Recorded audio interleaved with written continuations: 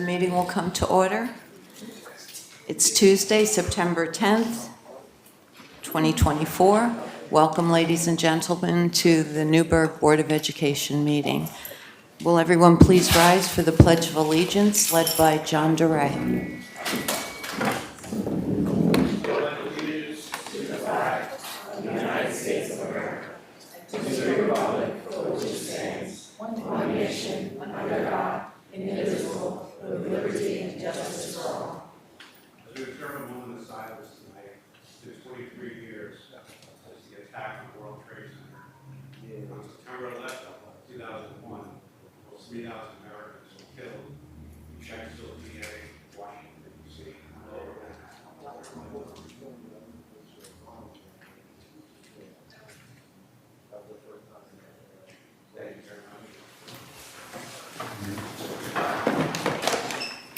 Roll call. Ms. Christine Bello. Here. Ms. Thomasina Bello. Here. Ms. Mackenzie Boucher. Here. Ms. Victoria Boucher. Here. Mr. Bergarelli. Present. Mr. Doré. Present. Mr. Howard. Ms. Politi. Here. Mr. Stewart. Here.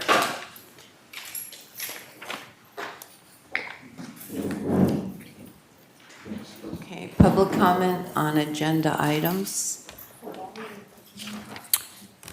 When called to speak, please state your name and municipality of residence. You have 5 minutes to speak. I ask that you address your concerns to the board as a whole and not individual members. All speakers and observers must conduct themselves in a civil manner. Obscene language, defamatory statements, threats of violence, statements advocating racial, religious, or other forms of prejudice will not be tolerated. You cannot mention names of any individual board members, members of staff, or students of the district. We reserve the right to remove you from the podium and the meeting if you fail to comply. Thank you. First person signed up to speak. Excuse me? Oh, sure. Okay. Okay, so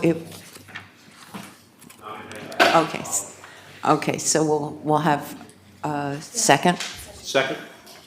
Roll call. Ms. Thomasina Bello. No. Ms. Mackenzie Boucher. Yes. Ms. Victoria Boucher. Yes. Mr. Bergarelli. Yes. Mr. Doré. Ms. Politi. Yes. Mr. Stewart. Yes. Ms. Christine Bello. No. That item passes. First person signed up on agenda items is Ms. Deb Boulay. Deboulay Newburgh. On the agenda is policy 5411 with the superintendent expectation that you will discuss and approve it in only one meeting. The proposed changes are important to understand, as is the policy itself. If you approve the changes, you are in essence approving the entire policy. In New York State, a student must earn 22 credits in order to graduate from high school. Policy 5411 did not get reviewed by the new policy committee. It allows students to earn only 4.5 credits a year to participate in musicals, dramas, and sports. That's 18 credits at the end of 4 years, not enough to graduate. I heard one of the current board members say more than once that athletics is the carrot to get certain kids to attend school. No. The responsibility of the system of the school is to first educate the students. Participation in extracurricular activities is an earned right. A proposed addition to this policy states that if your child has not met the minimum criteria for eligibility, which remember means that they don't have enough credits to graduate, an appeal can be taken to the superintendent to allow them to play ball. If you vote yes, you give the superintendent unmonitored authority to allow important athletes to play, just like the authority that you gave her to allow level 3 sex offenders next to our kids. Further, if a student does not even earn the 4.5 credits per year, a contract will be developed by the principal that includes credit recovery. If a student has failed a class for whatever reason, or 2 or 3 classes in a year, they get the gift of credit recovery, which is an opportunity to take abbreviated, shortened classes that have failed in less than a year to try and play catch-up. When the whistle was blown on the attendance scandal with sports not that long ago, and NECSD was required to give back a state championship, there was also an Apex scandal.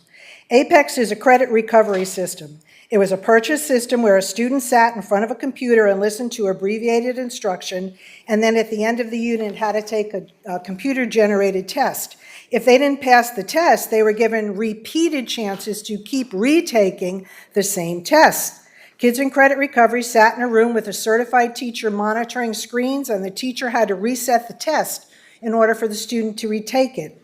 What was proven by the Orange County DA was that there was systematic failure of monitoring for this program. One of the suggestions by the DA was that this district create monitoring reports to ensure that administrators were not overriding attendance to allow students to qualify for this credit recovery, not overriding suspension punishments or lessening them to hide them, and not overriding test scores. When I came to the board last year, I requested 4 months in a row to see these monitoring reports, and they were never given to us because, as a recently departed cabinet member told me, Deb, there are no such reports, only attendance checks, Here is why the monitoring reports must exist. During this Apex investigation, I had the authorities show up at my home with subpoenaed records from Apex indicating that my ID was used to override test scores. I never worked in the Apex program, but was given an ID for it when it began by an administrator.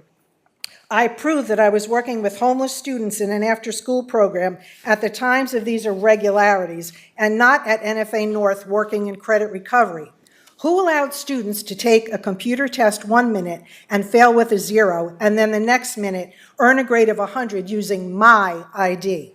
The only people who control the IDs of teachers who had access to Apex are both still there and both in credit recovery. So, how secure is this credit and recovery system that is used to give free access to sports when they pass through these abbreviated catch-up classes? This policy must be tabled and brought back to the policy committee for full review. The superintendent's MO suggests that she will probably bring in students who have benefited from this policy to you tonight to try and sway your vote. However, I doubt she will present not even one of the hundreds of kids who have not been helped by these abbreviated classes in an attempt to be stars of the NFL or NBA. They can play ball, but odds are they can't read or write at grade level. Don't be manipulated. Review this policy fully before you vote. You must ask, what is the benefit to the district in using credit recovery in this policy, besides getting star players who are not star students on teams? Do not allow students to be used as pawns to raise passing and graduation rates with no validity. Thank you. The next person signed up to speak is Mr. Ronaldo Santiago.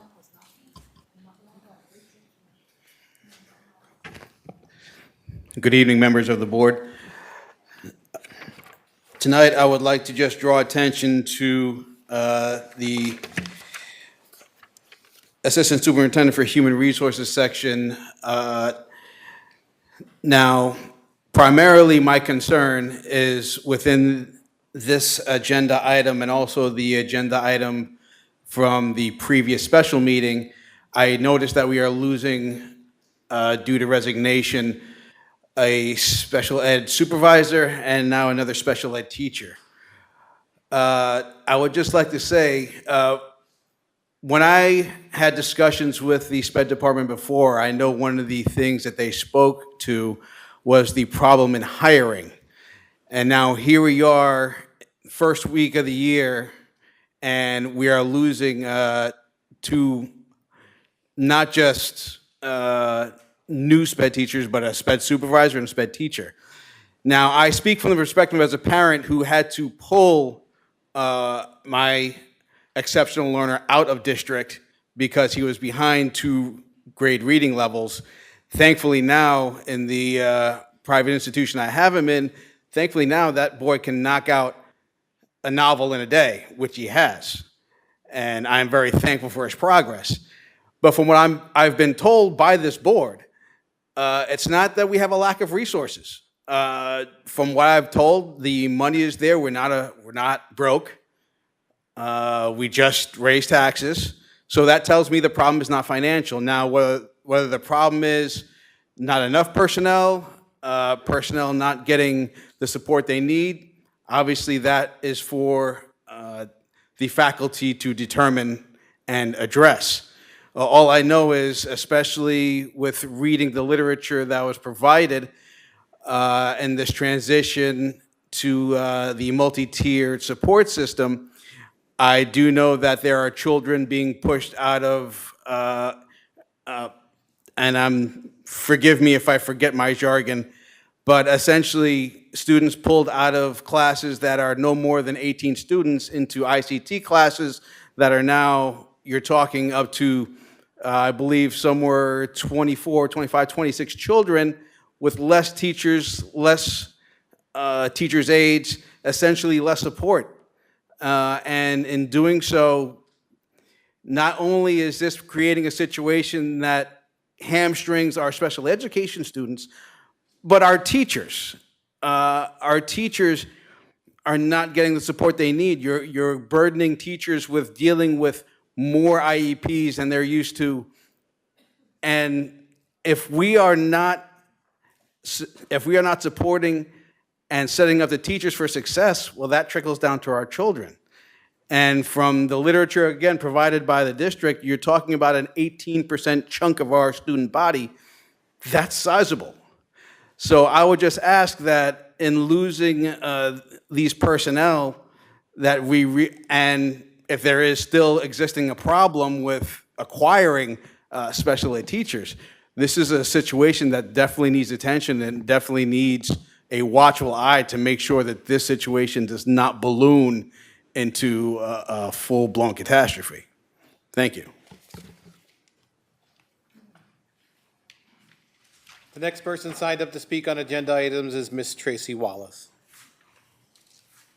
I'd like to pass this out. I believe I have to give this to the city clerk. Sure.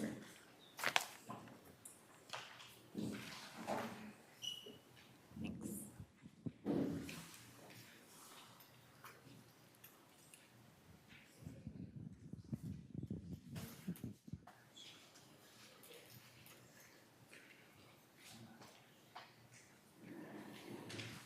I mean, this is something you should already know, but I just printed it out just in case. Oh, sorry. Oh, this is something that I printed out, but you should have this. Citizen Advisory Committee. I'd like to talk about the board committees because it's on for discussion for tonight. You know, I was upset to see at the last meeting the discussion that the president had said that the committees were decided based on you lacking getting an orientation. And I saw the last meeting, and it was just disconcerting. I did write a letter to the board in the upsetment that, you know, I feel the board president should step down and not retaliate against her own board because you didn't get an orientation, that you want to set committees based on that fact. I mean, you stated it last meeting. I'm not making something up. You can go look at the tape. So the board committees, I can't do anything about the board committees unless I just request to be on the DEI committee, which is a committee that you did not announce that was formally added by Mr. Stridiron from the last president. And I forgot which exactly date of that board meeting, but he had added the DEI committee as a committee. And there was another committee that's missing. I believe it's the Save or Safe committee that is missing. That is a requirement as well that you didn't add on there as well. So the Citizens Advisory Committees are state, by the way. This is not local. So in this case, Mr. Shaw, the education is at the bottom there. So the Board of Education recognizes that it can beneficially utilize the talents, resources, and interests available among district residents to assist in developing the programs needed for the maintenance of a quality educational program in the schools of the district. To that end, the board shall, and at its discretion in accordance with the state law and regulation, appoint citizens advisory committees of representative residents of the district to meet with the board to provide advice and reaction about important matters before the board which may have special significance for the committee. Each citizens committee organized by the board shall be appointed and discharged by official board resolutions. Resolutions appointing such committees shall state specifically the scope of the work of the committee. Appointments to the Citizens Advisory Committee shall be on the basis of interest, experience, expertise, and concern. No one shall be appointed as a representative of a specific group or area unless it is the express purpose of the board to have all areas of the community represented, in which case the board will, in its discretion, appoint representative members of each such group of or area. The board shall make every effort to form a committee that is representative of the entire community. The committees shall report all suggestions and recommendations to the board and superintendent of schools prior to public release. Final report shall be delivered to the board at a meeting scheduled by the board to receive the report. The board may accept, reject, or return committee recommendations for further study. Any action stemming from committee reports is a responsibility of the board. Publicly or the release of information concerning committee findings shall be the responsibility and prerogative of the board. Advisory committees shall be discontinued upon completion of their assignments. So I'm asking that the board look this over and please form these citizen advisory committees so that the citizens can be involved. Thank you. The next person signed up to speak on agenda items is Mr. Mark Levenstein.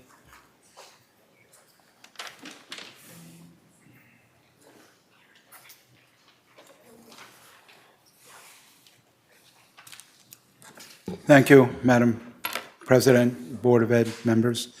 My name is Mark Levenstein, and I live in the town of Newburgh. I wish to briefly comment on Resolution 5.1, which is Policy 5411, eligibility for students, and Resolution 5.2, regulations for Policy 5411. On Resolution 5.1, what might be important for students and parents regarding eligibility for extracurricular activities and athletic teams would be, what are the changes that are being proposed from the current eligibility requirements? Others may want to understand the rationale for these changes and how these changes will affect all students. In regard to 5.2, I do not quite understand some of the proposed changes in regulations which enforce the extracurricular eligibility policy. Specifically, it looks like the district is adding a carve-out for grades for physical education classes.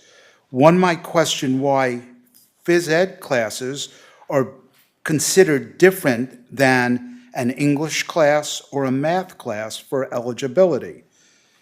Eligibility criteria in the performing arts or athletic programs. Another question might be, does a grade achieved in phys ed create a different outcome of eligibility than that same grade achieved in English? So just to make where I stand, I am in favor of the changes to the policy 5.1, but I don't understand quite the regs in reference to pulling the phys ed classes out to be considered different. Thank you very much. The next person signed up to speak is Redana McGill.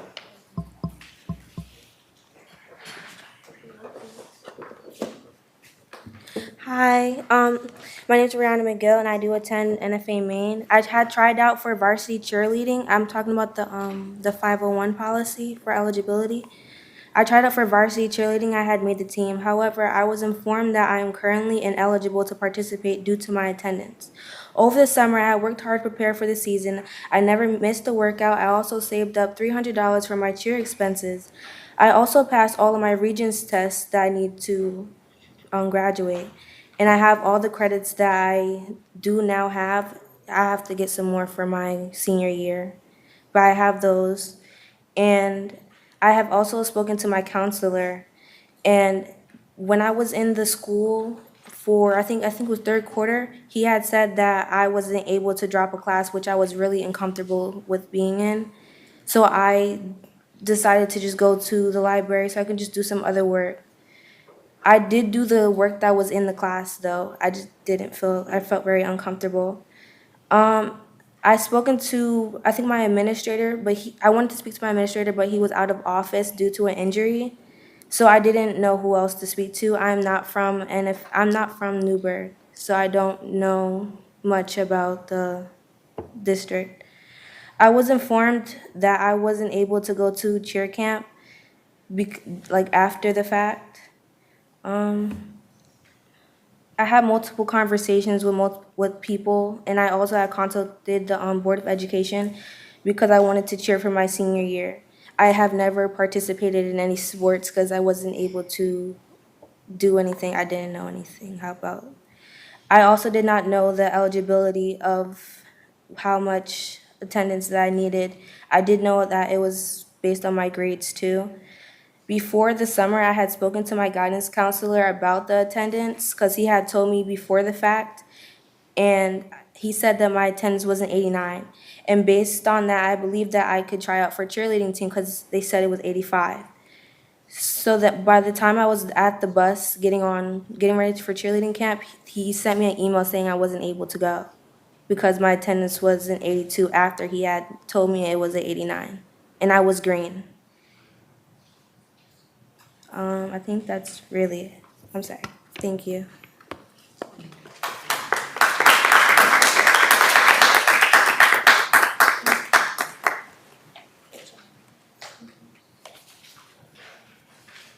That's the last person that was signed up for agenda items. We'll move on to non-agenda items. First person signed up to speak on non-agenda items is Mr. Ronaldo Santiago.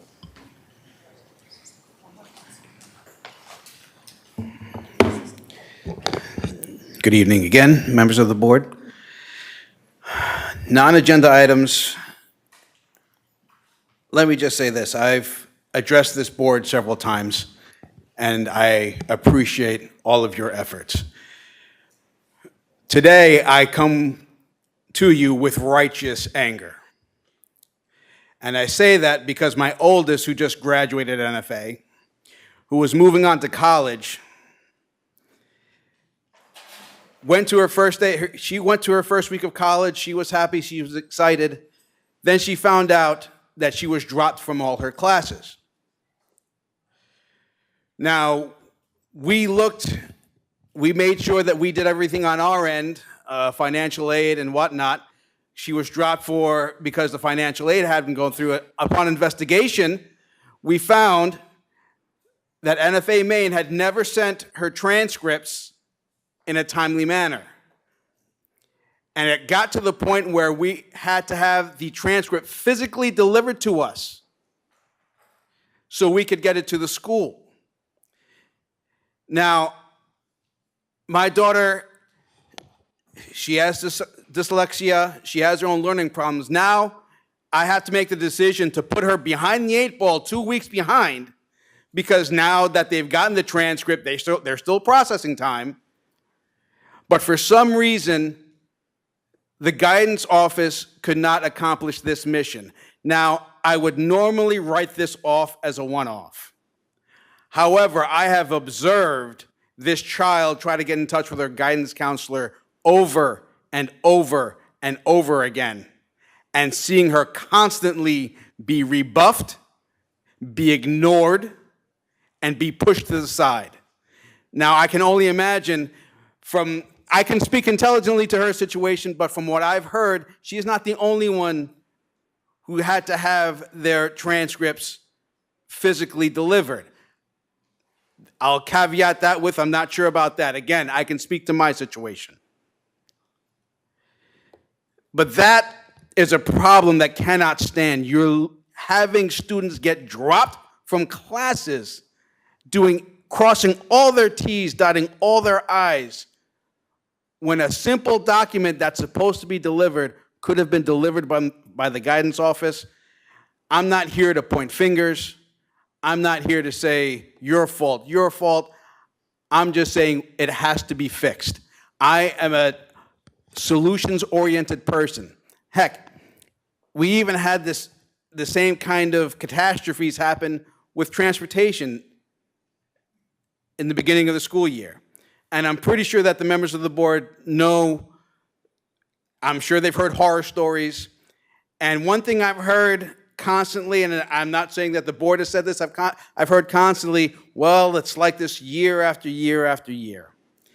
And to me, that is a phrase that kills businesses, that is just accepting of the status quo. And I get it. The beginning of the year is nuts. It is every year.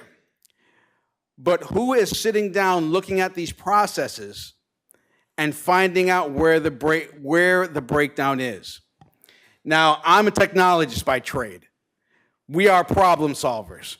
So I'm kind of going to shift to the technology department. I've seen the curriculum, I've seen the catalog, the course catalog.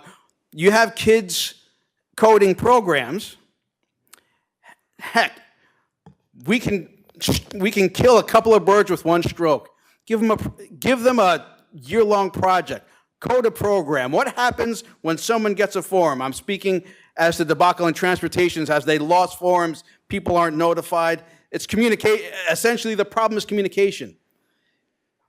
Have them workflow it out.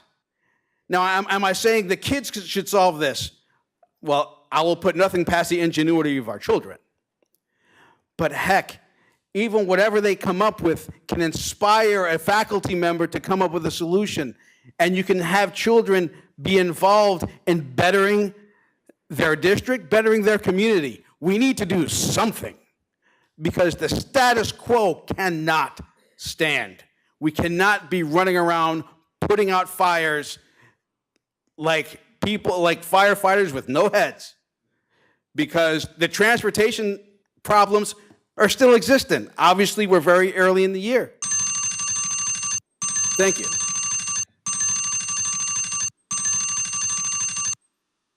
The next person signed up to speak on non-agenda items is Ms. Tracy Wallace. I got more papers. Sorry, I'm educating tonight. Thank you.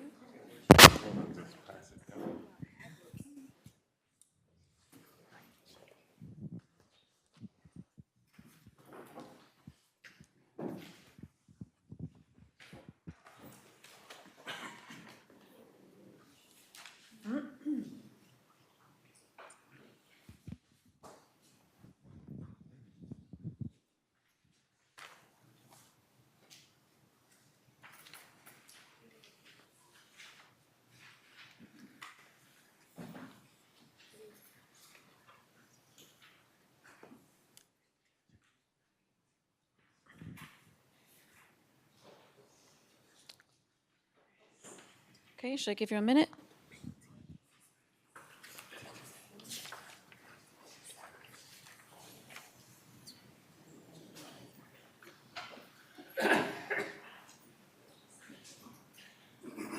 You can start, Ms. Wallace. Okay, so what I handed out to you was adapted physical education, according to the New York State Board of Education. All students attending school in New York State are required to receive and participate in physical education every year in grades K through 12. All children, regardless of ability level, deserve the opportunity to participate in high-quality physical education experiences that take place in a positive and safe learning environment. The goal of physical education programs is to create learning experiences that support students' development as physically literate individuals. Physical literacy is defined as the motivation, confidence, competence, knowledge, and understanding to value and take responsibility for engagement in physical activities for life. There are no waivers or exemptions for students from New York State physical education requirements due to chronic or temporary medical conditions or disabilities. All students in grades K through 12 must attend and participate in PE. Students with chronic or temporary medical conditions or disabilities must receive an instruction through in PE in accordance with their medical certificate limitations or individual education plans or IEPs or 504 plan. Adaptive physical education is a directive service provided to students with IEPs and is a required component of special education under the Federal Individuals with Disabilities Education Act, the IDEA. The extent to which students with IEPs will participate in physical education, including adapted physical education, if needed, must be indicated on each student's IEP. Why am I educating on you tonight? Because it has come to my attention through advocates and parents that and Chris Bayer, I know oftentimes you look at your computer when I'm speaking, but I'm going to directly speak more to the board, and I'm sorry, I wasn't supposed to say Chris Bayer's name, for the Exceptional Learners Program, because there is only one representative here of the Exceptional Learners Program, but I guess I will direct it to the board. That at the, parents and advocates are saying that they're encouraged not to put adaptive physical education on their IEPs because for 2 years, Maine has not had adaptive physical education. I had looked into this. It is a certification that the physical education department needs to have in order to have adaptive physical education. These are requirements on the IEPs. These should not be discouraged at IEP meetings. These should not be discouraged by any parents. Any resources at IEP meetings should not be discouraged. I'm going to focus on this one today, but there's a lot of things going on in the IEP meetings that I can advocate for, and I will continue to bring facts from each and every meeting that these students with disabilities are not getting the resources that they need, and this is one of them. And I brought you the education on it because you should read everything that is supposed to be in each and every building. Adaptive physical education should be there. There's no, oh, we're going to put them in the classrooms and learn soccer on a computer. We're going to learn this on a computer. No one with a disability should be sitting in a classroom. No one with a disability should not be in an integrated playground setting, which is another issue that the schools should have, an integrated playground setting. What happens to those kids with disabilities that cannot go on the playground, that cannot have equal access? Are you putting them, like giving them reading books? What are they doing, during playground activities? Are you telling some, I know that a lot of times I was told for my kids with autism, this school is better for your child. This building is better for your child. No, this is better for your child. So I would like to know why. Why are people with disabilities are being directed to certain buildings and not all buildings as equally? We should do better for children with disabilities that should have equal education. Thank you.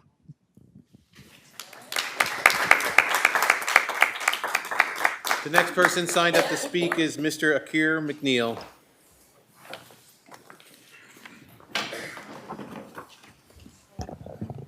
Hello, evening, everyone. My name is Akir McNeil. My peers and I came to today's meeting to express our views and thoughts on some of the things happening within our board. To start, changing the location of meetings due to personal fears and crime rates in the city raises concerns from my standpoint. Don't let the bad outweigh the good in Newburgh. How can you be afraid of the city you work for? Shouldn't that have been a factor considered before taking on this job? You work for the Newburgh Enlarged City School District, keyword, city, which means you are going to be in the city of Newburgh. As a student and resident of Newburgh, it feels like a slap in the face to be afraid of where I was born and currently being raised. If you're afraid of the city and now want to change the location of the Board of Education meetings, which have been held in the same place for most of my life, it feels like the fear you guys are feeling is something you brought upon yourself. Are you afraid of me? Are you afraid of the students that live in this area? Because I am Newburgh. What is it that threatens you so much to bring about a change of the Board of Ed meetings? It may be because of the way you conduct yourselves both inside and outside of board functions, which upsets the people of our district. As a student in this district, it is crucial that you truly hear what my peers and I are saying, because your decision directly impacts us, and that's why we're here today. We believe the board needs to include student voices to fully understand how decisions, both positively and negatively, affects us. Furthermore, moving Board of Ed meetings to a later time impacts us students, especially those of us who plan to attend meetings regularly.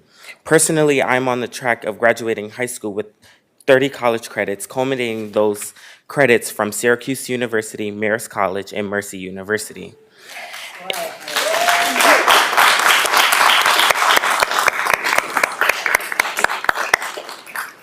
In addition, I am a member of the advanced dance team, a multi-sport varsity athlete, an MBK fellow, and and senior class president. Managing my time is very important to me and my peers. Pushing the meeting time later gives us less time to focus on homework and other responsibilities, which already keep us up past midnight most nights because we are handling college-level material in high school. Another concern I'd like to address is the leadership within our district. Unfortunately, some of the role models we look up to on the board are not setting a great example for the young people coming up through the schools in this district, including the students here today, present here today. We are truly disappointed and want better for our school district. You work for the betterment of us, the students, the teachers in our schools, and that should be the main focus, not personal matters or vendettas that were in place before taking the positions. Being in a leadership role means you are going to have disagreements, and that's okay. However, it's vital to come to a civil compromise that benefits everyone who depends on you to make those tough decisions. Don't let personal issues stand in the way of the good that can come from your leadership. I know things can get better with time. This may be our first time here to represent the students in these schools, but it won't be the last.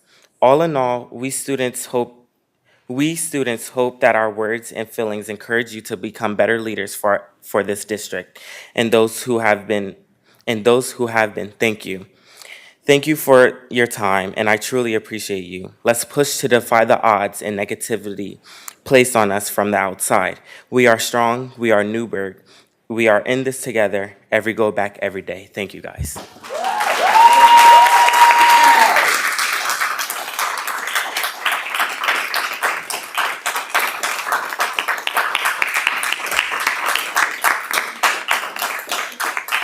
The next person signed up to speak is Ms. Dawn Fuchek.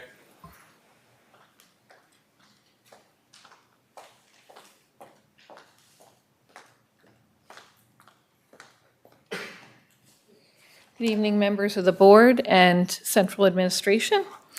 At the last meeting, there was some discussion around literacy and reading in the district, and I was very pleased to hear a conversation taking place that was focused on students and their education. The SED is developing a plan to improve literacy instruction in public schools by infusing curriculum, educator preparation programs, and certification requirements with evidence-based teaching practices, collectively referred to as the science of teaching.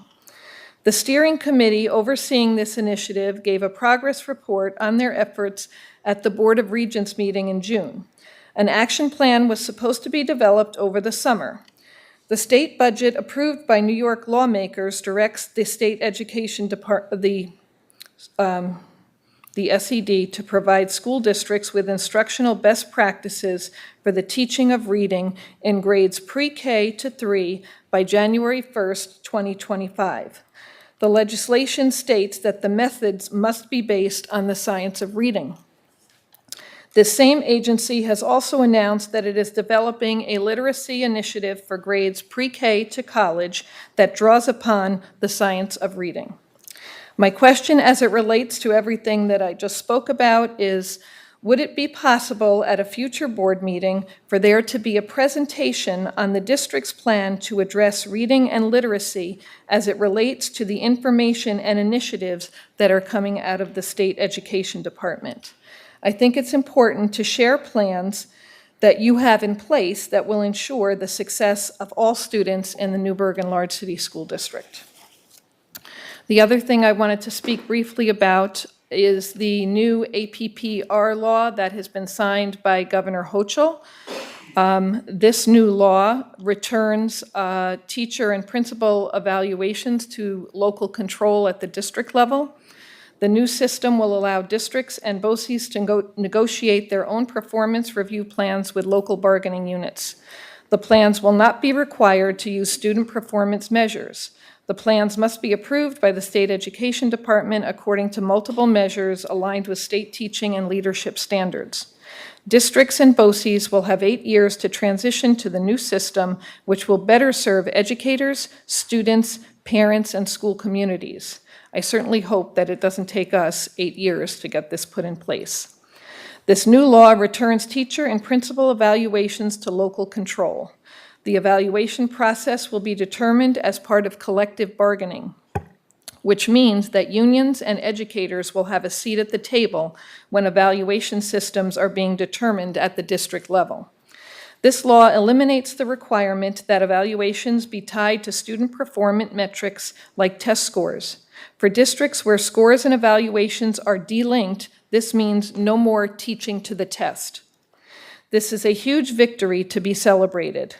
While the public is not involved in nor privy to union negotiations, I think it's important that the public is aware of this new law and the positive impact it will have on our district.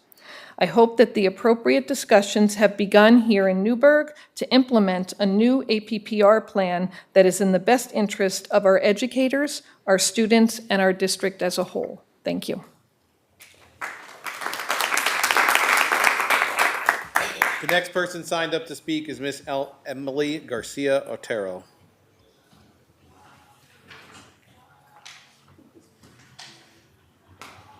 Hi, and good evening. My name is Emily Garcia Otero. This is the first time I've been to a Board of Education meeting, and today's just been a real roller coaster a little bit because I've been very proud to have my children in this school district. And today we just kind of heard some news, and I wasn't as proud about it today, but then I hear all of you coming and advocating for yourself, and I just think I'm back up being proud again. So I do have a concern, though, that I wanted to voice, and it's regarding the removal of 7th grade honors classes, the designation of honors classes from South Middle School. And what we heard today, that the honors classes are being overhauled throughout the district. Basically, what we had heard is that the honors designation is being removed from the 7th grade classes because they weren't meeting academic standards. This is something that, like, as a parent and also as a PTG board member for South Middle School, that we just kind of blindly trusted that those were being met and that the class names, being honors, were meeting all those standards. So it was kind of, we just felt blindsided that they're not being met. And there wasn't really, we did have a meeting with school administration today, just a Zoom call. We were disappointed to, first of all, not have parents be notified before the school year started that their children wouldn't be in honors classes. We were told that the classes are going to remain the same and that the kids will remain in the same cohorts that they previously were, but that just the H was being removed from the classes. So, but I'm also hearing from parents that their children are being moved into different cohorts and they are seeing more disruption happening in their experience throughout the day, and it doesn't feel like the same experience. So I'm not quite sure where to stand on all of it, and we were also told that the district was that there's a committee being formed and that there's research being done to set standards across the district for honors level classes. Again, we don't know what that means or when that's going to happen or how that impacts students this year that are in 7th grade. And if their academic standards are going to be met for honors classes when they go to high school or even Regents classes in 8th grade.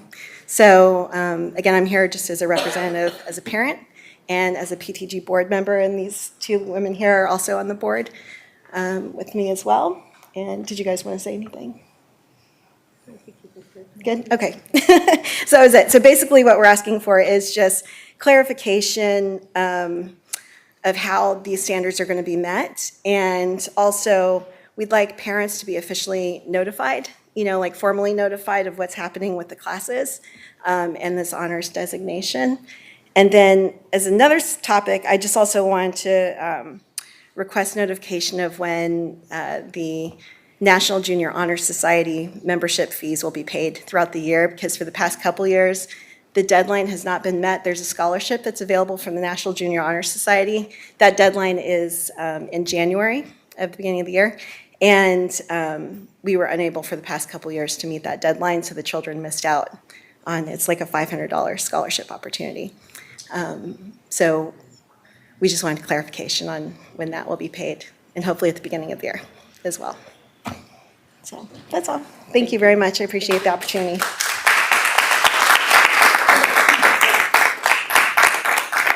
Next person signed up to speak is Mr. John Clark. Hi, good evening.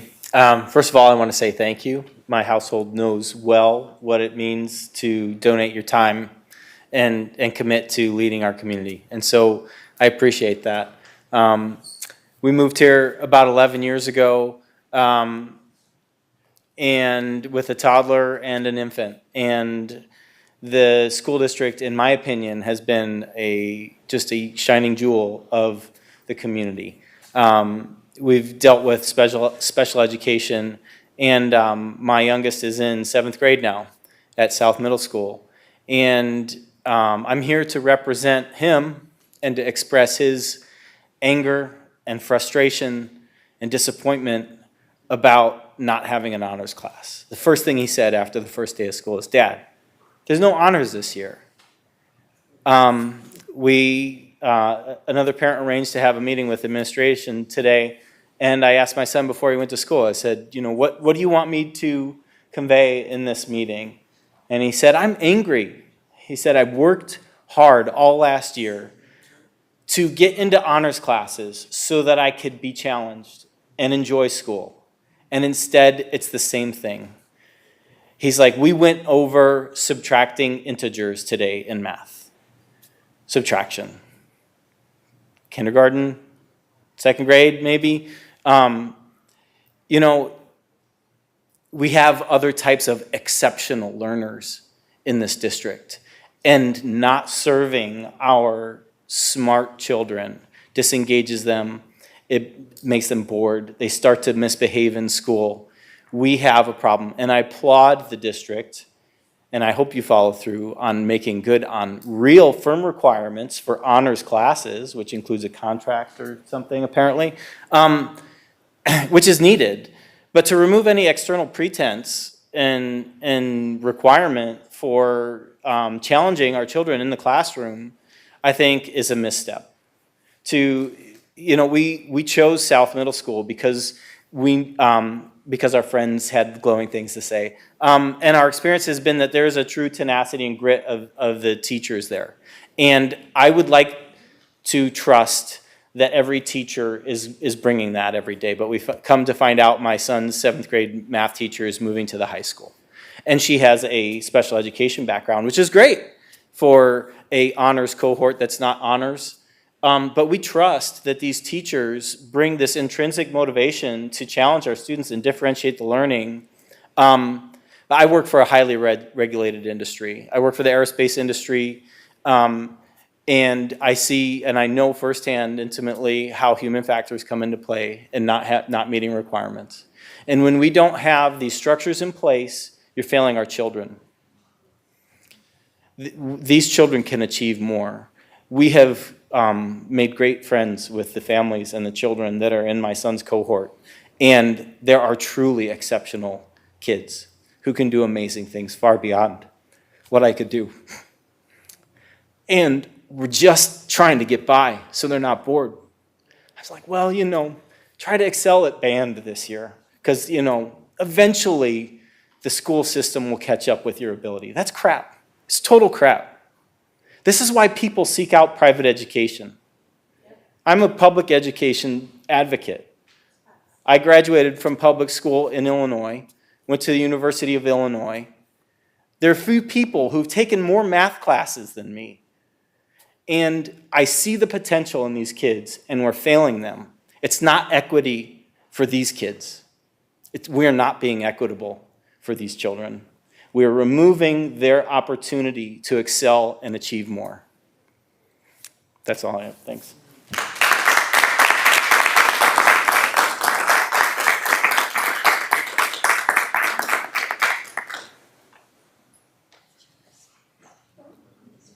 At this point, I'll turn it over to Onyx Peterson for the superintendent.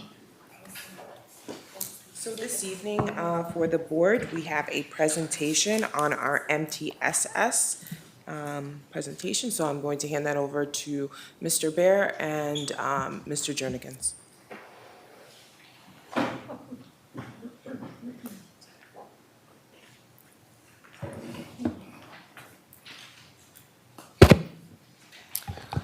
Thank you. Good evening, everybody. Good evening, Madam President, members of the board, executive cabinet, as well as the community watching here and at home. This is a long time in coming, and having, I think, just recently did this for another report, but to have the board adopt our updated multi-tiered system of support plan, as well as the academic intervention service plan. So Mr. Jernigan's will go into greater detail. I'm just here to introduce, but it's been a process. Just so we're aware that at times we've had both as separate entities, the notion of when students don't perform, we have an academic intervention process for that. But we also have this process by which we study students to ensure that they're getting the support they need. In the old days, you may have heard something called response to intervention. Mr. Jernigan's will get into greater detail. That's what it used to be called, but this whole idea of that you look at how students are performing. When they're not, we ensure that we provide customized and targeted interventions accordingly. So this plan is really a plan that was done through a shared decision-making process. Mr. Jernigan's and Lizzie DeFrancesco were the ones who led it and worked with teachers, and he'll explain that as well, to really look at the old plan, to incorporate some of the new ideas coming from the federal and state governments, and to make this new plan that we're rolling out. So I'm going to let Mr. Jernigan's go into greater detail as to how this ensued and what the plan really entails. All right, good evening, everyone. If we can move to the first slide. So in 2015, President Barack Obama came in with the Every Student Succeeds Act. That act suggested and said that students need to be connected not only to academics, but also to social emotional learning. We need to think about the student on a whole and how we can support them.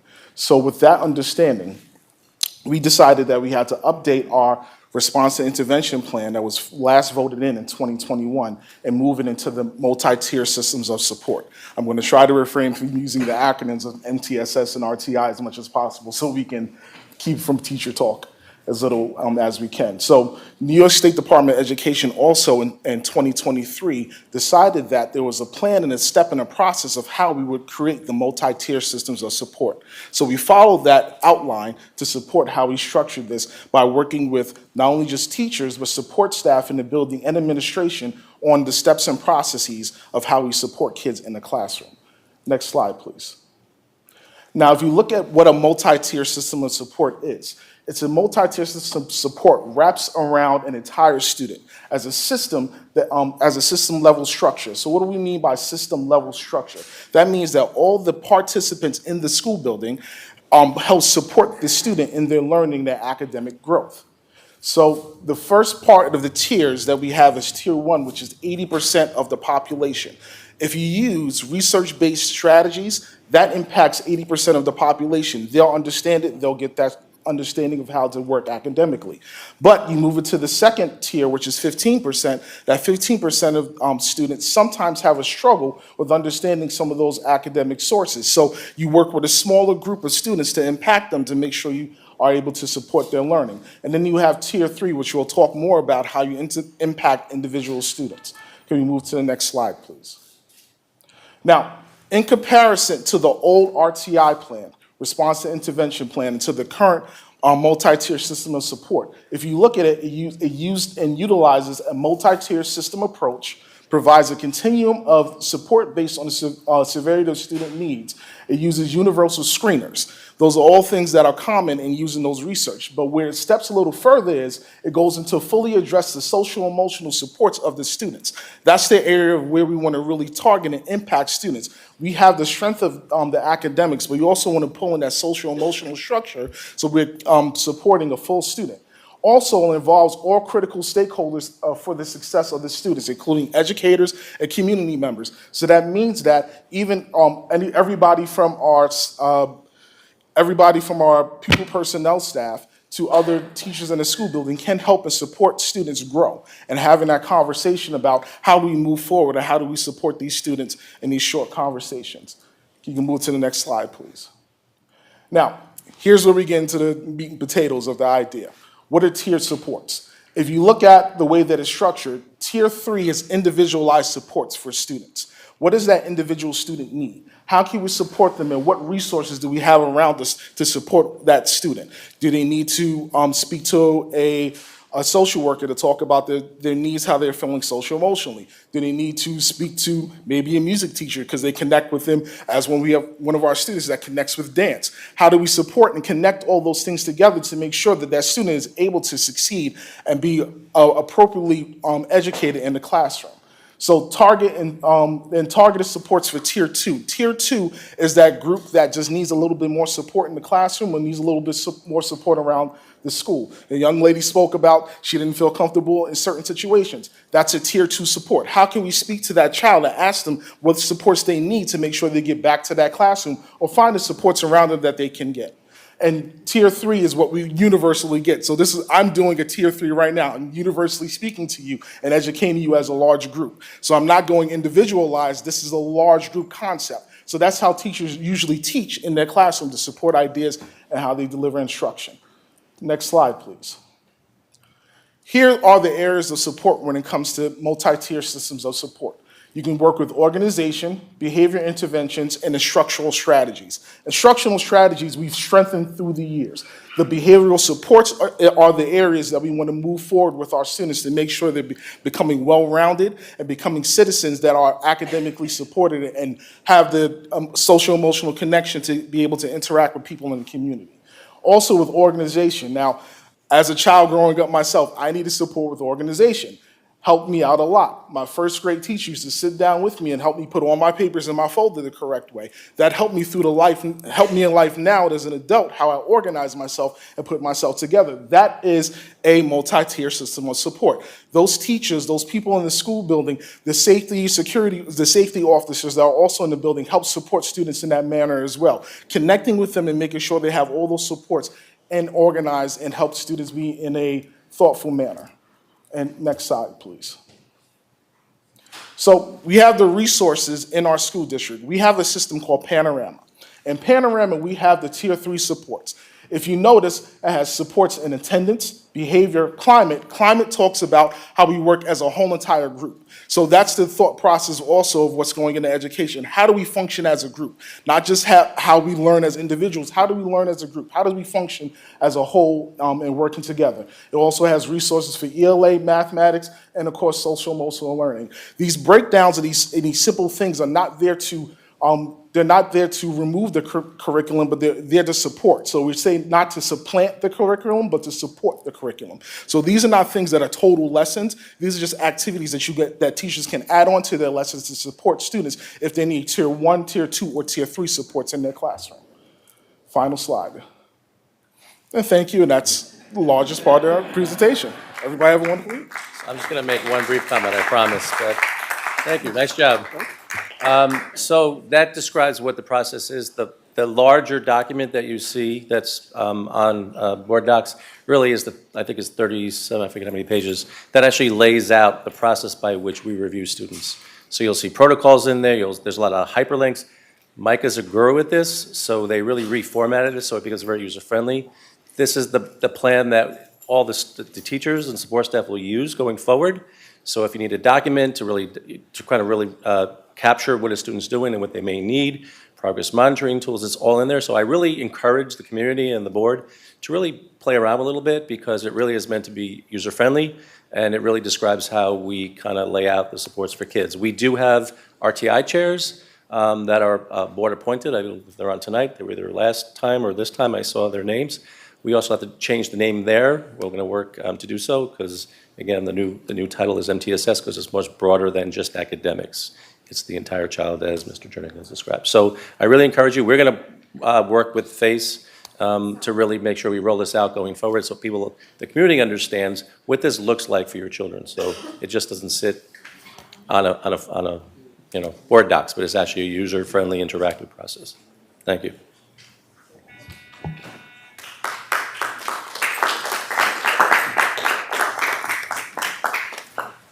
So I have item 2.3 for resolution for this evening. I'm sorry, 3.2. Sorry, 3.2. 3.2, can I have a motion? So moved. Second. Okay, roll call. Ms. Mackenzie Boucher, Yes. Ms. Victoria Boucher? Yes. Mr. Bergarelli? Yes. Mr. DeRay? Yes. Ms. Politi? Yes. Mr. Stewart? Yes. Ms. Christine Bello? Yes. Ms. Thomasina Bello? Yes. Thank you. That concludes my items. Okay, number 4, the clerk of the board. Thank you, Madam President. I have the approval of the minutes from August 29th and September 5th. Can I have a motion So moved. and a second? Roll call? Ms. Victoria Boucher? Yes. Mr. Bergarelli? Yes. Mr. DeRay? Yes. Ms. Politi? Yes. Mr. Stewart? Yes. Ms. Christine Bello? Ms. Yes. Thomasina Bello? Yes. Ms. Mackenzie Boucher? Yes. That concludes my items, Madam President. Okay, I have items 5.1 through 5.3. Well, anyone want to separate them out? Point of order, there's only one action item, and the only voting item is 5.1. Okay. Oh, okay, so 5.1 then. Can I have a motion? Oh, I'd like to speak. So, Madam President, I see that you did not add the action agenda items that I requested to you via email on September 6th before agenda setting, which I CC'd to the full board, clerk, superintendent, and deputy superintendent. These action items were committee assignments, meeting times and locations and costs associated with time change and location. As per policy 2250, committee members will be appointed by a quorum vote of the members of the board. Any board member may refuse a committee appointment without prejudice. A board member may also request appointment to a particular committee. I have requested to be added to curriculum and personnel, as these are the committees I have served on, and I feel this is my area of expertise. I am unable to serve on the library committee because the committee meets during the hours when I'm teaching. You have not responded to me. Meeting times and locations. Madam President, you have frequently indicated that a 7 p.m. meeting time is more convenient for you, allowing you to have dinner at home and better aligning with your schedule. However, several board members and community members have expressed that the timing does not accommodate their schedules. In the interest of fiscal transparency, which you have consistently advocated, I would like to ask the following. Have you inquired with the superintendent about the additional costs associated with holding the meetings at 7 p.m. compared to 6 p.m.?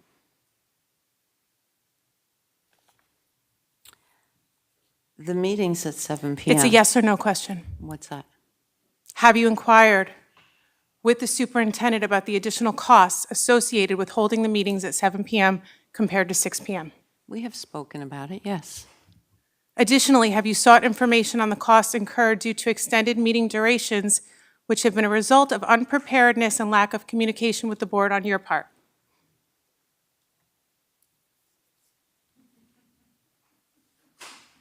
It's a yes or no. Repeat the question, Sure. really. Have you inquired about have you sought information on the costs incurred due to extended meeting durations which have been a result of unpreparedness and lack of communication with the board on your part? We've talked about it, yes. You've talked to the superintendent about the costs incurred? Exactly. Okay. Have you also consulted the superintendent regarding the financial implications of relocating meetings from our current venue? That is coming up for discussion in October. Have you considered that we will not be able to recognize student achievement because of this late start time? We've talked about it, yes. And so you're okay with the late start time and not allowing to honor our students who we're here to serve because it better suits your needs? It better suits my needs. It better suits the needs of many residents of the district. Maybe not residents here, residents, we've heard from many residents. Well, it's clear that you don't want to hear the residents who do come to this location. You've made that very clear. Ms. Peterson, and I will put in a formal request to Dr. Manning Campbell, can you please provide us with the documentation of the costs associated thus far with the additional time that it's taken because of lack of communication, because the additional time it's taken to start these meetings at 7 o'clock and have them go till 12 with all of the additional overtime and staff needed and the costs associated with moving these meetings to other locations which are not equipped to handle the meetings. Not to mention that if we're in executive session and we need records, they're all housed here, not elsewhere. That's all, thanks. Onyx. So we are preparing a documentation on the associated cost regarding these meetings and location change operationally, as well as the staff that are in the room, because we know that that was a part of the initial request that was given, I think, on August 13th, because I think that was the one meeting I wasn't in attendance. So we started to calculate and monitor that for the board's review for the October discussion, so we will have that information for you. Thank you, Ms. Peterson. Okay, resolution 5.1 and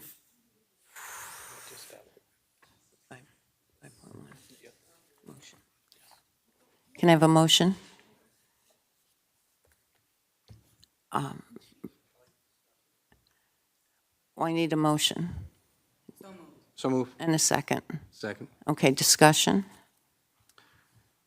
Fred? Yes. On that resolution, I think since we're trying to improve the school district, to lower the standards is not acceptable. I think we should change it to 90% attendance rate.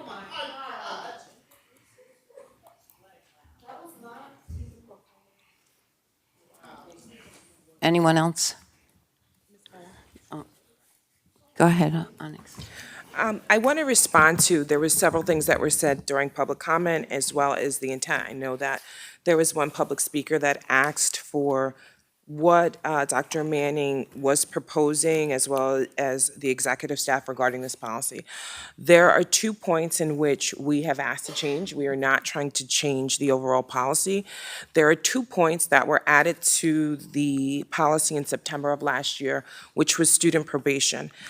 What we are finding in the implementation of this portion of the policy is that it's very difficult when students that are coming into the district, the clarity around the 80%. It's being, oftentimes that 80% occurs, or that probationary period for student occurs during the summertime. And we need a very clear policy of what students have to earn.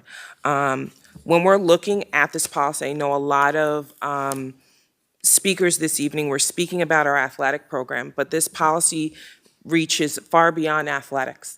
Athletics currently serves 10% of our student population. So only 10% of our 4,500 students that are subjected to this policy participate in athletics. This extends far beyond. We're speaking of music, drama, art, club, student and government. If a student does not have 85%, there's no pathway for them to participate. We by no means are trying to lower the standard.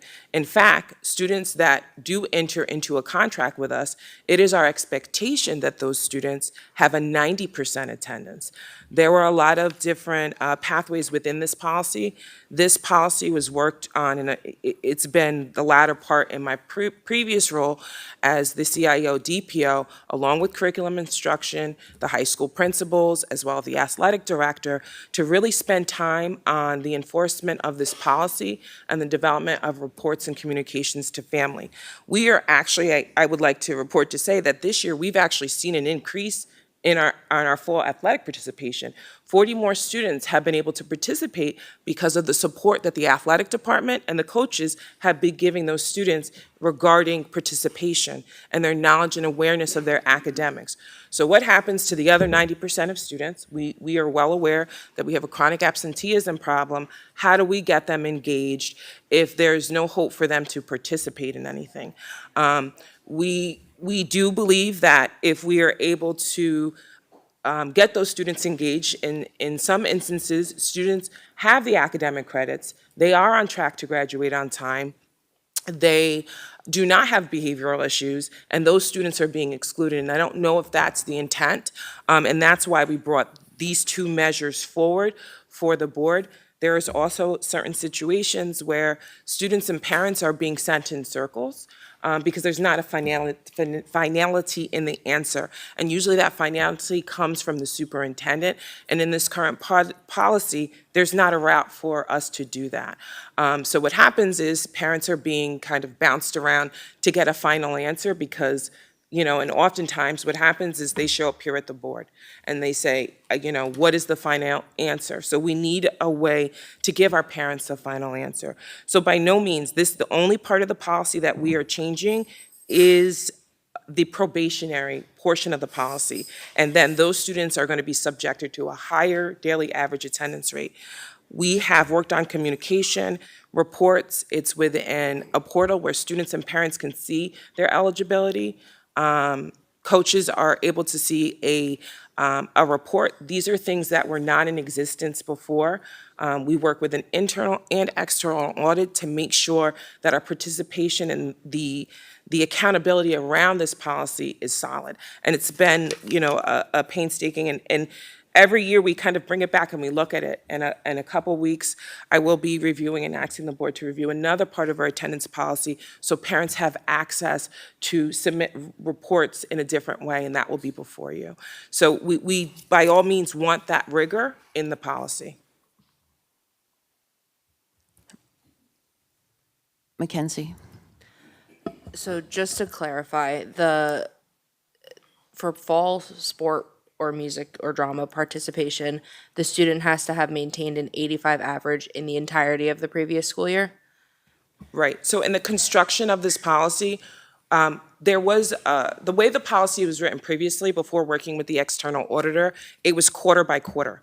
We changed that about 3 years ago, and we have to look at a student's entire prior year and their current year. So we're looking at, we're looking back and we're also looking forward to ensure that they are attending on a regular basis.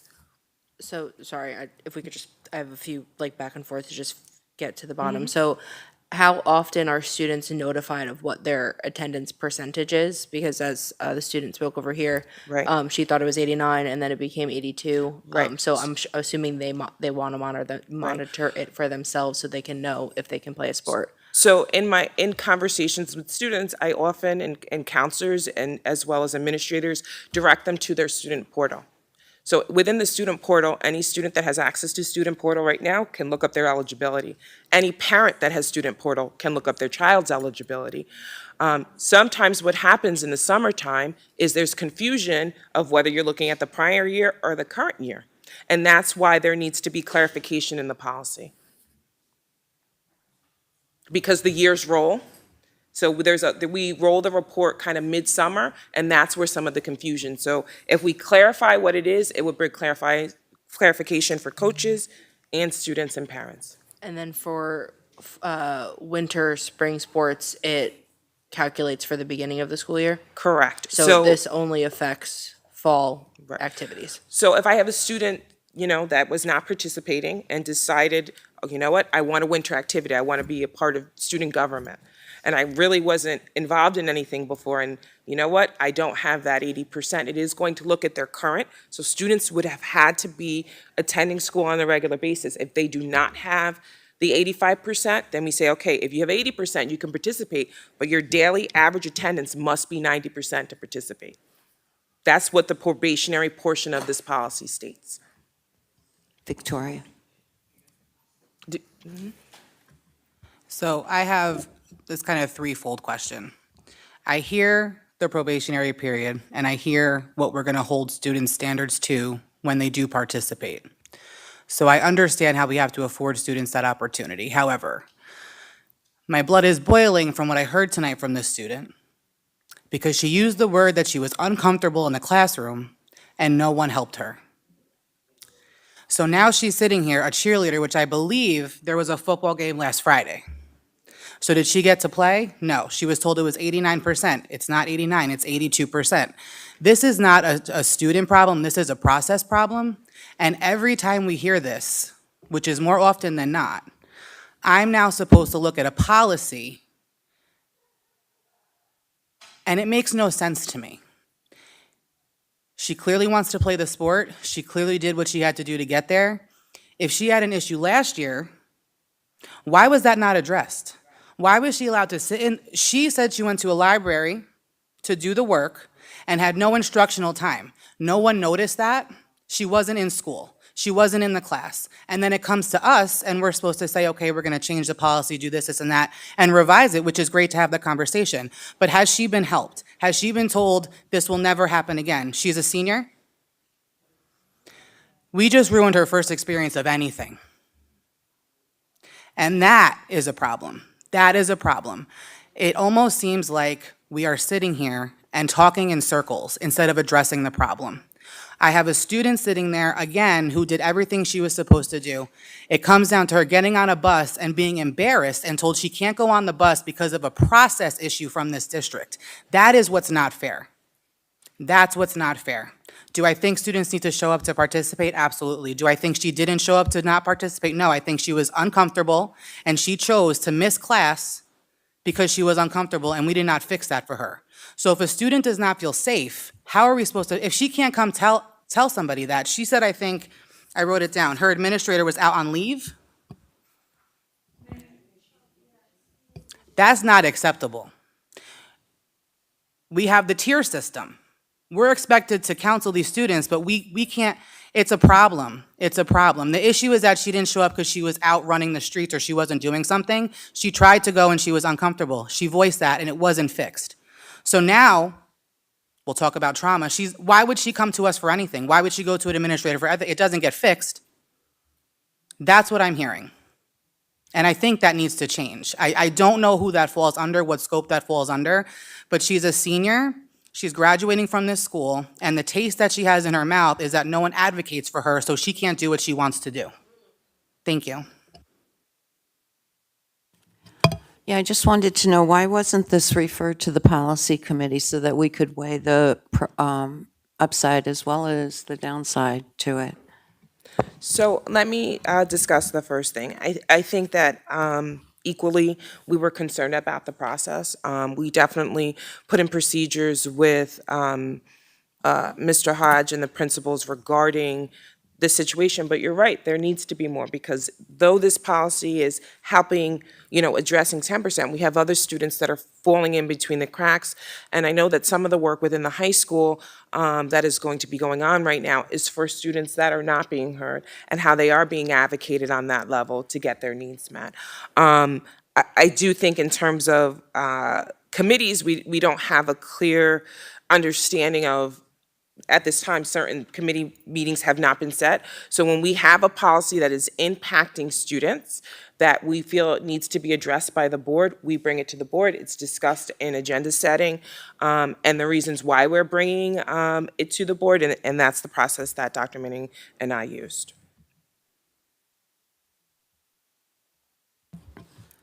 Okay, Vic. I just want to reiterate, this special circumstance could have been dealt with before today. She missed the game. So in terms of, there's a board policy. We have very strict guidelines around student participation in athletics and extracurricular activities. Because of the current policy, you're right. If Dr. Manning had the ability to do that, she would have. But this current policy, the way that it's written, if I would have sent her, that would have been a direct violation of your policy, which is a no-no administratively on our behalf. And we tried to bring this policy previously, and we weren't allowed to. And that is why we were bringing it now. Because I do feel like I do not want to put students in a position where we are harming them. I do agree with you that more has to be done. But in reality, things do happen. And we have to have a recourse of advocacy at this level administratively to address that. But the way the policy is written, I don't have that recourse. Dr. Manning doesn't have that resource. So there's no way, when speaking to students, they said that, you can't help us. And in reality, the way the policy is written, I have to abide by your policy of the board.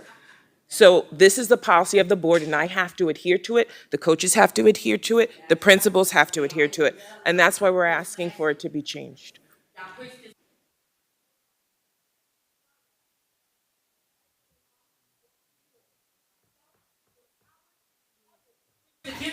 Mi- said it would negatively impact the students. And look at what you got.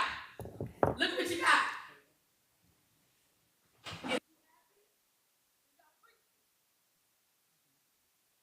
Ms. Mack? I just wanted to reiterate, we did bring the policy forward last year, and it was not in the favor of students. And what's important about that is, if I'm 78% attendance, and I want to join the sci-fi club, or the LBGTQ plus club, or whatever that's happening after school, I can't because of my attendance. But just maybe I'm not coming to school because I'm dealing with some things. And maybe that club would help me, but I can't because of that policy and my attendance. So.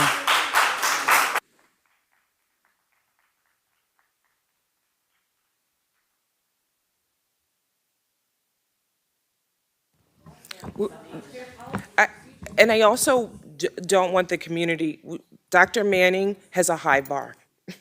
I have a very high bar. The expectation is that students attend, and students are attending well. And Dr. Soto will tell you, when we went through this, my bar was probably a little higher than the committee's bar when we work with the external auditor, because I do believe that students have to understand, and we're growing. I was happy to hear when I checked in with Mr. Hodge that more than ever, we had an increase in participation in athletics, and we did not have some of these concerns, which means this policy in some aspects is working, but it's a constant monitor, and we have to adjust based on what we are seeing. Mackenzie?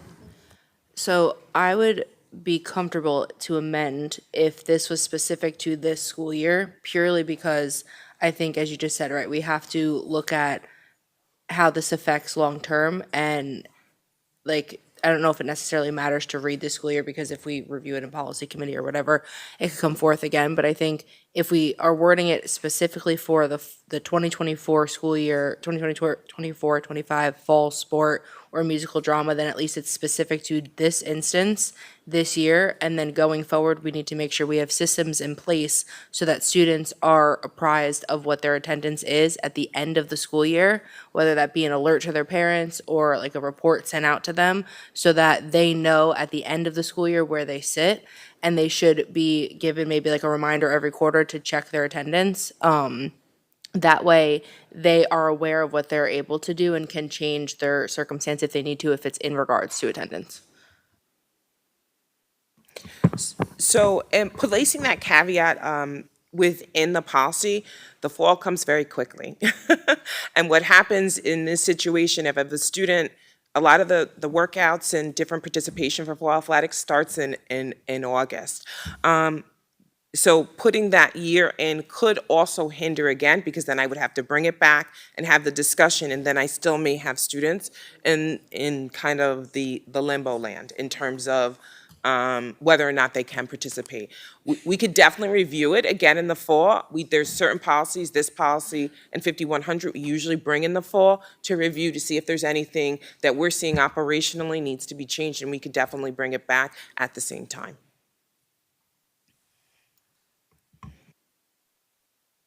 Ray? Thank you. I just looked real quick at the parent portal app, and it doesn't show a percentage per se. It just shows days. And with the 3 times a period reporting thing, you know, that could be very, very confusing. So it'd be good if there was a percentage in there. I'm 100% in favor of the superintendent being the last word, you know, for a lot of these things. It's just that it just looks bad whenever you want to lower standards. You should always try and raise standards. So, you know, when was the last time the policy was changed from that to the current 85%? When was it lower? Was it higher? You know, what are the numbers from that? What does it look like? So we revisit this policy in 2020, 2023, 2 times in 2023. The 2023 revision was to really focus on ensuring that we had a very clear expectation, getting the 85%, making it in alignment with NISFA regulations and New York State Education Department regulations. One would think that they would be aligned, and they actually are not. They're not aligned. So it was working with our external auditor for over a year, looking at our data and making sure that the 2 policies were aligned. So in June 2023, that was, in October of 20, 20, that was the complete overhaul of the policy to what we have standing. So at that time, the board really wanted us to look at exact attendance. They wanted us to look at the NISFA policy and align it with SED. So that's where participation in athletics, participation in PE, as well as being a bona fide student, those are when those qualifications came in. And the report was developed that is used by the athletic department daily to ensure that students are attending, and that we're looking at certified attendance. So sometimes because of the volume of our attendance office, there are times where certification slows. So we're looking at certified attendance, and we put out information for students and parents of how to access those different things. So a percentage should be in there. In June 2023, we also looked at making sure that prior year and current year academic attendance calculations align. So that was that change.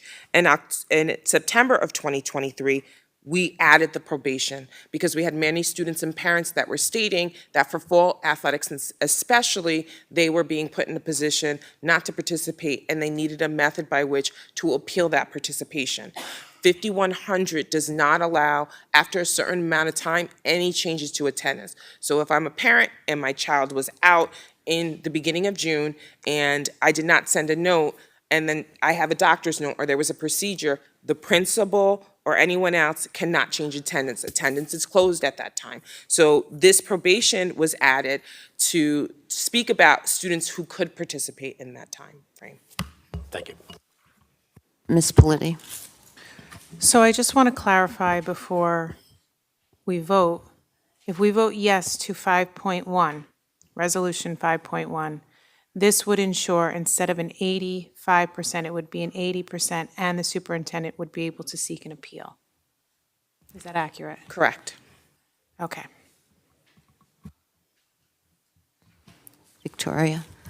Hi, so over the summer, we actually requested a policy meeting, and the standard was that policy does not meet over the summer. So I think to correct this, because if this was discussed over the summer, we might have not ran into this problem.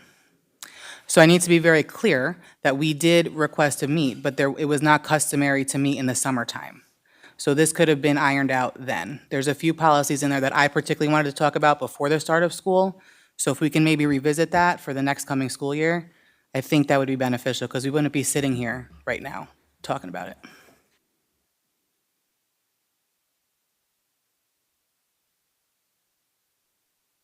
Ray. So would it be appropriate maybe to ask table this till we can talk about this? Onyx. I just want the board to recognize that we have students that are trying to participate in fall, so that you should be aware of that. Mackenzie. Could we also potentially make a motion to amend, this is more of a Mr. Shaw question, to remove potentially the 80% for now, but leave the appeal and then revisit it at a policy meeting in like a week or two? Just so that way there's an appeal process for now, but we're not changing the standard from 85 to 80.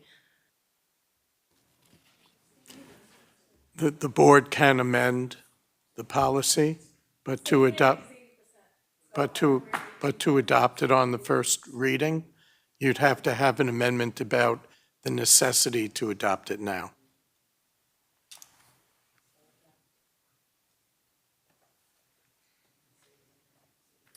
Can you just further explain that, Mr. Shaw? We'd have to do what process to amend it right now, or should we table it and schedule a policy meeting for now, or like tomorrow? When does the board want to take action on it? At the next meeting. Poll the board.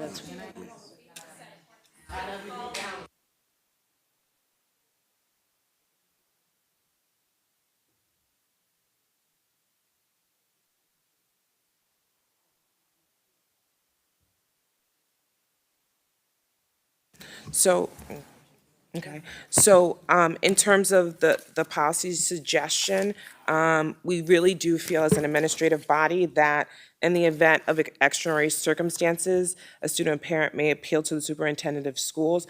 We feel that it's imperative if we want to have a policy meeting to discuss the current percentage, that's something that we could definitely set up. But it's imperative that we have the the appeal for the superintendent, for Dr. Manning to be able to answer some parents and students that are requesting an answer.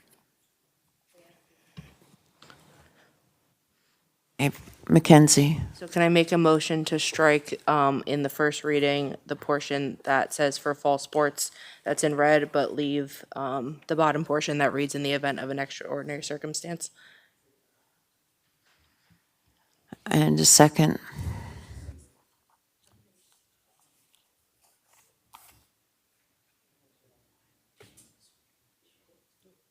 Madam President? Just one thing looking at, it's not palatable for a lot of people to drop this, but then when you look at 2 lines down, the probationary period of maintaining at 90% probationary period during that first marking period, that makes it a lot more easy to digest, dropping the standard, because you have to go 90% attendance rate in that first marking period to maintain your eligibility. So, I mean, we can not be happy with dropping to 80, but we do have that 90% still, that 90% attendance requirement. Victoria. I agree. I initially was very against this for other reasons, but I will say, I think from what the deputy superintendent explained is that the probationary period is in the event of something like we heard tonight. They weren't here and they didn't know the policy. They didn't know what they were supposed to do, but it's giving them a chance to fix that, correct? Onyx? I was answering in my head. I forgot I have to speak. It's been a long day. Correct. You are correct in that. And the expectation, if a student is on probation, is that they're expected to be in with 90%. There's no lowering the bar. We're increasing the bar for those students to participate and be in class and be a participant academically. Mackenzie. And then just to further clarify, any winter or spring sport would need to have 85% attendance. Correct. 80, wait, I just wanted to read that. Yes. The probationary period for fall, winter, and spring sports of the first marking period. So the first bullet underneath it also qualifies for winter and spring sports. So I'm sorry, let me clarify. I'm sorry, I'm not reading correctly. The probationary period for fall, winter, and spring sports or music drama performance will begin at the start of the next school year and end in the first marking period prior to the beginning of the second marking period. So what that means is if I'm a student and I did not make 85% and I want to go out for a winter sport, I have to have 90% in order to participate in a winter or spring athletic. Or not even just sports, because we keep on saying sports and even I do it. Music, drama, club, any type of extracurricular activity. Sorry, I have one more question just to take this one step further. So if a child was not on probation in the fall and they want to play a winter or spring sport, they still have to meet that 85% requirement that's at the beginning of the policy. The 80 is only for the fall per the Okay, so let me take it. recommendation. So if I'm a student and in the prior year, I earned 83%, and I want to go out for a winter or spring activity. In order for me to participate, I can participate in activity on probation. However, my average daily attendance must be 90%. And if it is not 90%, you cannot participate. Victoria. Pertaining to this, I think we have to have more communication with our students so they know this. I know that it's a given that I play a sport, I have to be held to a certain standard, but I think that, I don't know, with that code of conduct, we need to educate the students so they're aware, so that they can keep up with it instead of it coming to an appeal process because they didn't know. Right? Agreed.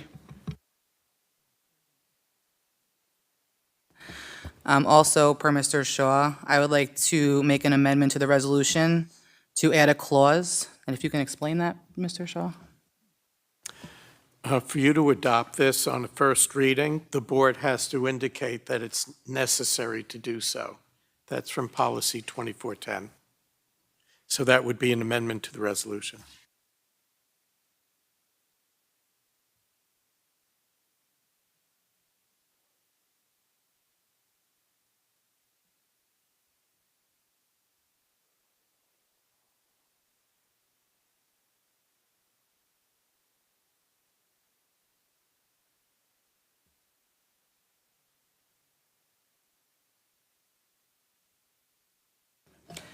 So I'd like to amend the policy to read, be it further resolved that the board considers adoption at this reading to be necessary.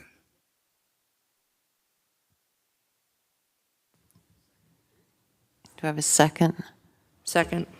Second. Roll call.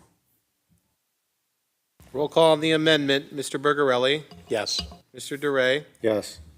Ms. Politi, Yes. Mr. Stewart, Yes. Ms. Christine Bello, Yes. Ms. Thomasina Bello, Yes. Ms. Mackenzie Boucher, Yes. Ms. Victoria Boucher. Yes. Can I have a motion on? Oh, can I have a motion on resolution 5.1 5.1 as amended. as amended? Let's roll call. And Second. So it's already on the floor, so we're just doing a roll call. Okay. Is there any discussion? Any discussion, any further discussion? Oh, okay, roll call. Mr. DeRay, Yes. Ms. Politi, Yes. Mr. Stewart, Yes. Ms. Christine Bello, No. Ms. Thomasina Bello, No. Ms. Mackenzie Boucher, Yes. Ms. Victoria Boucher, Yes. Mr. Bergarelli. Yes. That item passes. And Mr. Stewart. And Mr. Stewart. I already called Mr. Stewart. Yes.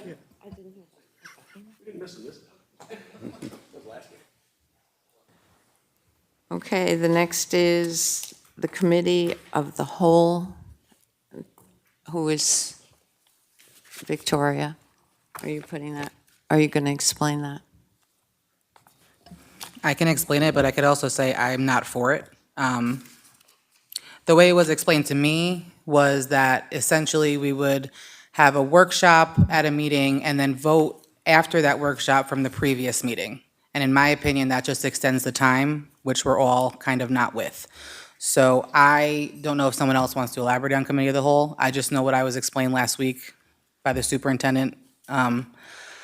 I think, again, we have a lot of questions and we talk a lot, but to put them together in one is just going to go from, we're going to be here till 3 in the morning and you should bring a sleeping bag. So I don't really think that makes sense, in my opinion. Anyone else?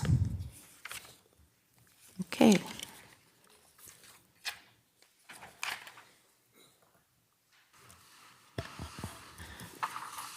Okay, so we'll turn it over to the Assistant Superintendent for Human Resources, Ms. Lehman. Thank you, Madam President. On the Human Resources agenda, we have items 6.1 through 6.12 for your consideration on consent. Does anyone want to separate any out? Can we separate out 6.12?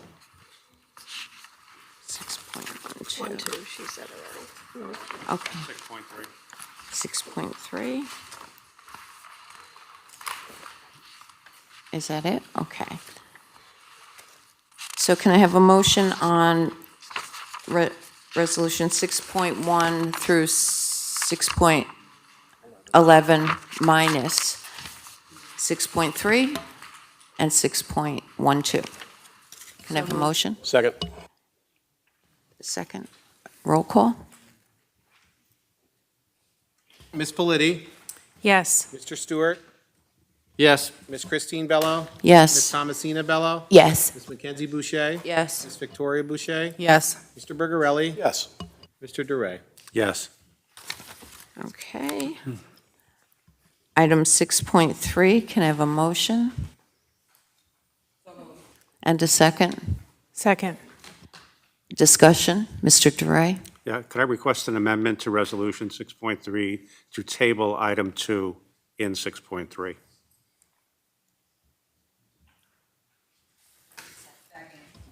Okay. Roll call. Oh, discussion. There's no discussion on tabling, ma'am. So we'll do a roll call on 6.2, number 3, tabling. Mr. Stewart? 6.2, number 3. 6.3, number 2. 6.3, number 2, we're tabling. 6.3, number 2. Yes, Mr. Stewart. Yes. Ms. Christine Bello. Yes. Ms. Thomasina Bello. Yes. Ms. Mackenzie Boucher. Yes. Ms. Victoria Boucher. Yes. Mr. Bergarelli. Yes. Mr. Duray. Yes. Ms. Politi. Yes. Item 6.12. Can I have a motion? Point of order. So now we have to vote on the resolution 6.2 that you tabled. 6.3, number 2. So you have to, now you have to vote on 6.3. Okay. Correct. So it's already on the floor. You just need to call for a roll call. Okay, roll call. Ms. Christine Bello. Yes. Ms. Thomasina Bello. Yes. Ms. Mackenzie Boucher. Yes. Ms. Victoria Boucher. Yes. Mr. Bergarelli. Yes. Mr. Duray. Yes. Ms. Politi. Yes. Mr. Stewart. Yes. Item 6.12. Can I have a motion So moved. and a second? Second. Discussion? I'm requesting an amendment to Resolution 6.12 to table it. Amen. Okay. Can I have a second? Okay, and roll call. Ms. Christine Bello. Yes. Ms. Thomasina Bello. Yes. Ms. Mackenzie Boucher. Ms. Victoria Boucher. Yes. Mr. Bergarelli. Yes. Mr. Duray. Yes. Ms. Politi. Yes. Mr. Stewart. Yes. Number 7, the Assistant Superintendent of Finance, Ms. Ryan. Good evening. This evening, we would like to ask you to approve the items 7.1 through 7.5 no? Or do you want to do them one by one? Yes, you do. Okay. 7.1 through item 7.5 on the consent agenda. Does anyone want to separate any out? Mr. 7.5, please. 7.5. Okay. I need a motion on Resolution 7.1 through 7.4. So moved. Second. Roll call? Oh, discussion? Any discussion? Okay, roll call? Ms. Thomasina Bello. Yes. Ms. Mackenzie Boucher. Yes. Ms. Victoria Boucher. Yes. Mr. Bergarelli. Yes. Mr. Duray. Yes. Ms. Politi. Yes. Mr. Stewart. Yes. Ms. Christine Bello. Yes. Resolution 7.5. Can I have a motion? So moved. And Second. discussion? Mr. Duray? I would like to, I've reviewed this invoice and no qualms about the quality of the work or anything like that. I'm more concerned about the process. How do we hire an emergency contractor? What is the process? Onyx? So Mr. Velez is going to respond to that. Well, what we done, is this thing on? Yeah. What we done in the past when we have an emergency like this, we talked on this one with the water department, what contractors they have that are certified to do this type of work. This particular type of work, there are 3 in our areas, and in other occasions we have used all 3. So when our district plumber make a call, we usually call one of them right away. This person responded, he met with us and the water department there, came up with a plan. I discussed the plan with Ms. Roaring on the phone. I sent an email to our superintendent, our neighbor superintendent, and we put the motion forward. Like I said, there's 3 contractors in our area, and we have used all 3 in the past. We have rotated them because I feel giving the contracts to one vendor sometimes is not to the district advantage. It was an emergency. If it wasn't, we would have done a bit. But this one, we had to fix the water main to ensure school opening 5 days after we found the problem. Thank you.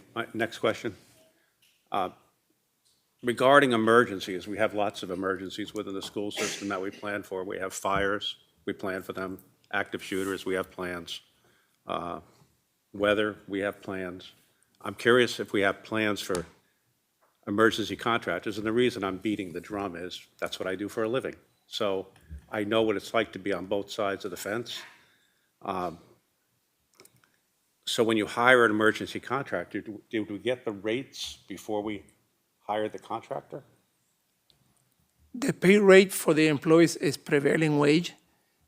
I don't have the exact rates with me, Mr. Dore, I really don't. But most of the contractors in our area are within the same range. I can find that range for you. I don't have that information with me right now. So this is a prevailing wage contract? Yes, every job in the district has to be prevailing wage. Is there a certified payroll? Yes, there is. Okay, I would like to see the certified payroll, I will ask them to forward it to us tomorrow, okay? but they have to have it. And I asked that question earlier today. I'm sorry, sir? I asked that question this morning. I received an email from Ms. Peterson. Okay. Because when we do this type of work, we always tell them that they have to use certified payroll, and we have to pay the prevailing wages. Okay, next question. There's an item, general excavation material, various material needed for the project. Lump sum one, $14,650.10. I requested backup for this morning. To protect the taxpayers, I don't know what I bought for $14,000. If I was to give somebody a bill or an invoice, it will break it down. This is a time and materials contract, which I'm very familiar with. But the materials, apparently I bought a fire hydrant, I bought some pipe, I bought some backfill. There's many different things we purchased. To approve a bill that says lump sum $14,650 really goes against a standard business practice. And I don't normally like to object to anything we do, but I find this objectionable. 60 hours, $150 an hour. Okay, there's just things on here that make us want to ask additional questions. So timesheets, materials, and I understand emergencies, but we plan for emergencies. Do we have insurance from them? The whole thing is very upsetting to me. I received a list this morning of your question, Mr. Dorr. I answered that to Ms. Peterson. We do have a list of all the materials. I sent that to Ms. Peterson. I have a list of the employees that work. The only thing I don't have for you is the certified payroll, but we also have insurance for this vendor, and they update it again. Every year, we ask our vendor for insurance in case we have a problem. We do have a certificate of insurance. Okay, thank you. And I will get a copy of the certified payroll and forward it to Ms. Peterson to forward it to the board. Onyx. Some of the items that you requested were forwarded prior to the board meeting. However, we'll ensure that next time if the situation that you do have the items requested, materials listed, and certified payroll for approval. Mackenzie. Yeah, I just want to note the materials list we received only accounted for $12,000. So that's a gap of like 30-something grand in between. So I agree with Mr. Duray. I'd like to see the timesheets, and also in the future, if we can be notified as a board. You said that there was like a 5-day span of this work, just that this happened, and like an estimated cost. That way we can be better prepared for these meetings. We can notify you of an incident estimated cost depend, and I give you a good example. When the water department came to Guinea Avenue School, they wanted us to dig the main from the valve on the road to the school. So the step one that we did to avoid that, digging through a parking lot, was we got to get a contractor to see if we can find the leak. And when we got the detailed information today, that's there. That was, I think, $5,500. They come in with the sonar equipment to find out where the leak is. We found a leak in the hydrant that it was broken. And when we start repairing that, with the valve closed and the building closed, there's still water running on the ground. So the water department came, and in another location, there was a separate leak. So I cannot give you an estimate at the beginning, but we can tell you that if there's an incident, we'll have to let you know. You're right. Anyone else? Okay, roll call. Wait. Oh. Fred, I'm sorry. Yeah, I see this as paying out of the general fund, and why can't we pay this out of our capital fund? I know we did an emergency repair on the roof, and we estimated 1.7 million, and I think the bid came at 1.2, so I know we have extra money in the capital fund. Why can't we pay it out of that instead of out of our general fund? Onyx. So Mrs. Ryan may help me with this answer, because I know she's going to give me some general. So when you have an emergency repair that occurs within a district, it has to meet a certain threshold, and then paperwork has to be submitted for that emergency repair for us to be able to withdraw it from a reserve account designated as emergency. Is there anything you would like to add, Mrs. Ryan? When I read the resolution from the June 11th board resolution to increase the budget for the 1.75 million. That money was designated for that particular project, so it's not transferable to other projects. So that money will go back into fund balance, whatever wasn't used to take care of that repair for the roofing. Back to the general fund? It's going to be an amount that's a fund balance in the capital fund that then will have to be transferred back to the general fund balance. Thank you. Yes, one more question. Mr. DeRay? Regarding the terms, we're a school system that has about $1 billion of active funds at any time. Why would we accept a COD term? Why would we do that as opposed to saying, no, we're not going to pay you COD, we need to discuss it?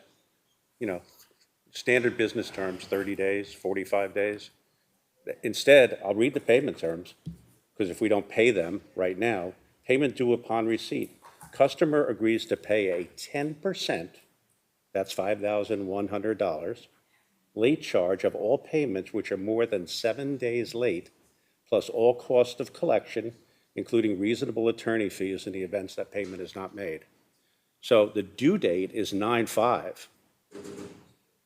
So we're already beyond it.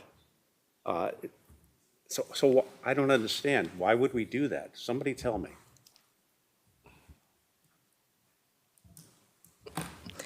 You don't have a copy of the purchase order that was issued. The purchase order establishes the district's intention of making payments, and the standard is 30 days.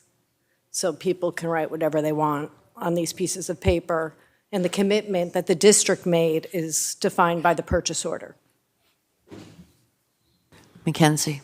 So I'd like to make a motion then to postpone this to the 24th meeting so that we can get a copy of the time cards and the material. That way we have the full scope of the money spent. Do I have a second? Second. Discussion? Okay, roll call. Oh, Victoria? How does that affect us when they already did the job? So we have 30-day payment terms, which means if it was issued 9/5, that it wouldn't be due until 10/5. Even in emergency circumstance? She just noted that the purchase order was.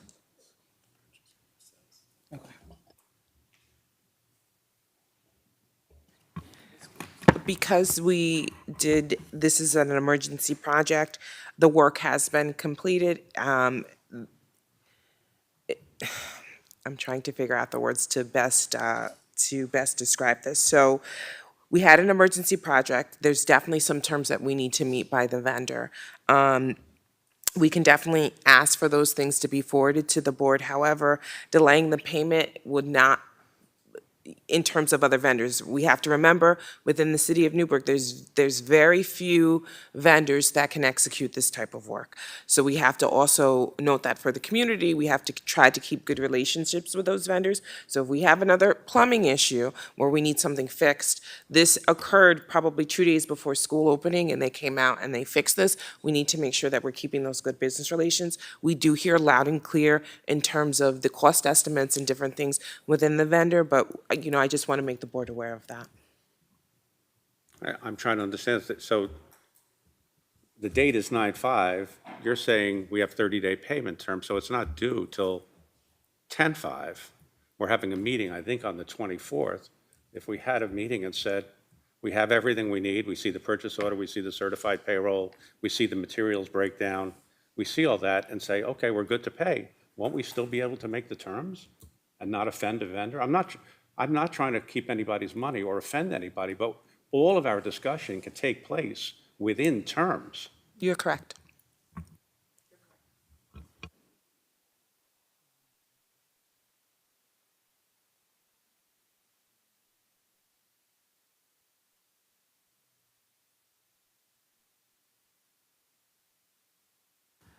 Roll call.